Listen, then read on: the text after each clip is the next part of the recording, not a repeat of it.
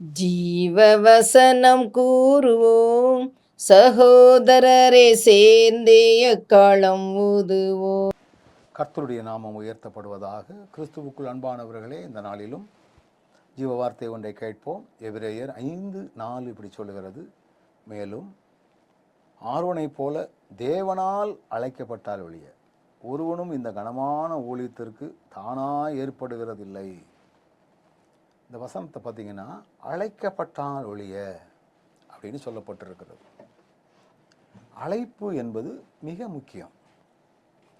அழைப்பு முழு நேர ஊழியம் என்றால் அதற்கு ஆண்டவருடைய பிரத்யேகமான அழைப்பை நாம் பெற்றுக்கொள்ளலாம். ஆனால் ஊழியம் என்பது ஆண்டவரை ஏற்றுக்கொண்ட அனைவரும் செய்ய வேண்டியது. ஆண்டவரால் மீட்கப்பட்டவர்கள் அனைவரும் செய்ய வேண்டியது. ரட்சிப்பின் அனுபவம் உள்ளவர்கள் அனைவரும் செய்ய வேண்டியது. இதில் வசனம் சொல்லுகிறது பாருங்கள், ஆண்டவர் ஒருவனை அழைத்தால் நிலை நிற்க பலன் கொடுப்பார். இப்போ ஆரோனை ஆண்டவர் அழைத்தார் என்று இந்த வசனம் சொல்லுது. ஆரோனை ஆண்டவர் அழைப்பதற்கு என்ன காரணம் அப்படின்னு பார்த்தீங்கன்னா, மோசே உடனடியாக கீழ்ப்படியாததுதான் காரணம். மோசேயை மட்டும்தான் ஆண்டவர் அழைத்தார். அவன் தட்டி கழித்து கொண்டே இருந்தான். 4 வகையான சாக்கு போக்குகளை சொன்னான்.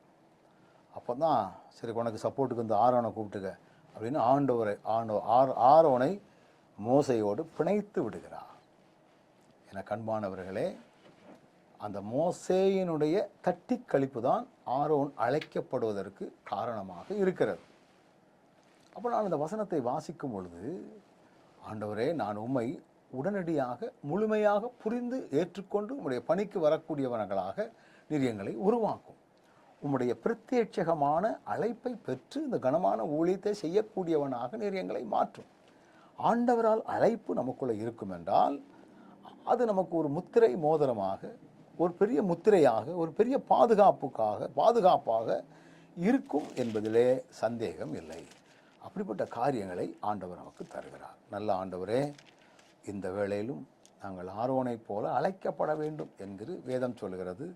எனவே எங்களுடைய அழைப்பை நாங்கள் எப்பொழுதும் சரிகாத்து கொள்ள நீர் எங்களுக்கு அனுக்கிரகம் தாரும். இயேசுவின் நாமத்தில் ஜெபிக்கிறோம் நல்ல பிதாவே, ஆமென்.